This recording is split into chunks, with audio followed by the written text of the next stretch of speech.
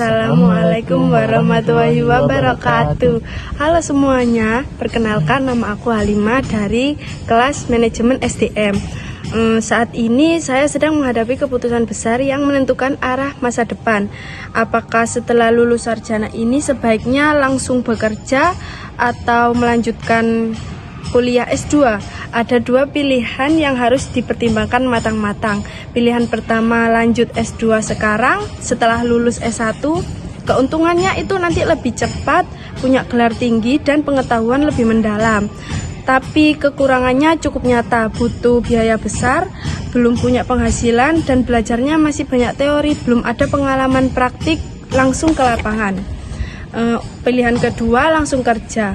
Ini yang saya pilih. Kenapa? Keuntungan, saya langsung dapat penghasilan sendiri, saya bisa mandiri secara ekonomi, mulai dari mengumpulkan pengalaman nyata, serta langsung mempraktikkan semua ilmu yang sudah dipelajari selama kuliah.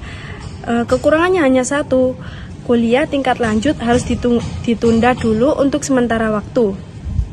Dalam menganalisis kedua pilihan ini, saya menggunakan cara-cara yang diajarkan di mata kuliah teori pengambilan keputusan.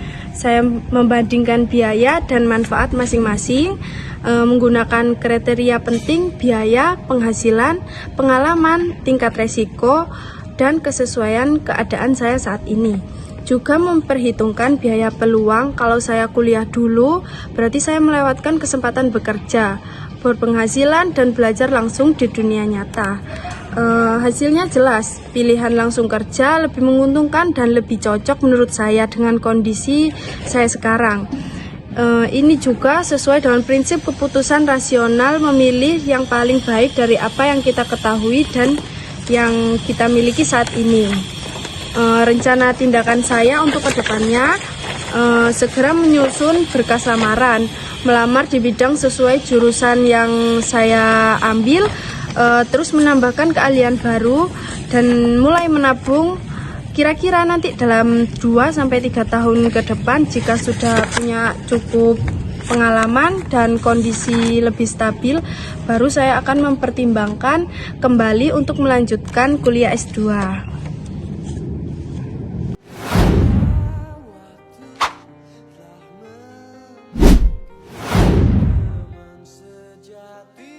Lanjut ke bagian diskusi dengan teman saya atau rekan saya. Langsung saja Mas, apa ada yang ditanyakan dengan tadi yang sudah saya jelaskan? Iya, jadi gini, kenapa kamu itu lebih memilih langsung kerja ya, dan bukannya ambil kuliah S2 gitu? Kalau dilihat dari kondisi saya saat ini Mas, biaya kuliah S2 itu kan cukup besar ya. Terus sedangkan saya sekarang itu belum punya penghasilan tetap. Kalau langsung kerja kan manfaatnya langsung kerasa. Saya dapat gaji, dapat pengalaman, terus saya tuh langsung menerapkan ilmu yang saya dapat dari kuliah S1 itu. Lalu kenapa tidak lebih baik kalau selesai S2 dulu, nah lalu terus bekerja gitu? Menurut saya kan materi tingkat lanjut itu akan jauh lebih mudah dipahami, lebih berguna kalau kita sudah mengerti dulu bagaimana cara kerja dunia usaha yang sebenarnya. Kalau belajar teori lanjut tapi belum dilihat jalan perusahaannya, kadang belum terasa gunanya. Selain itu, keputusan yang bisa disusun itu kan secara bertahap, gak bisa langsung. Jadi kalau berarti kuliah ditiadakan selamanya, hanya ditunda sampai waktu yang lebih tepat menurut saya. Resikonya terbesar ini dari keputusan ini apa? Lalu untuk caranya bagaimana untuk kamu mengatasinya? Kan di dunia kerja itu kan resikonya sudah terlihat ya Mas. Persaingan cari kerja itu cukup ketat dan ada kemungkinan kuliah itu jadi tertunda itu lama. Untuk mengatasinya itu saya sudah siapkan rencana yang jelas. yaitu melamar lebih luas, ikut pelatihan tambahan, dan juga saya itu menetapkan batas waktu maksimal untuk saya kembali kuliah lagi tuh 2-3 tahun gitu. Kalau asumsi kamu ternyata salah, misalnya susah dapat pekerjaan, bagaimana? Kalau memang dalam pengambilan keputusan saya ada ketidakpastian, itu sudah pasti ya Mas. Hanya saja saya ini meyakinkan diri saya sendiri. Tidak ada yang 100% itu pasti, tapi keputusan ini tetap saya pilih karena berdasarkan informasi dan persiapan terbaik yang saya miliki sekarang. Kalau nanti ada kendala, saya pun punya rencana cadangan, memperbaiki cara saya melamar kerja, kemudian menambah keahlian saya, dan saya akan tetap berusaha terus gitu.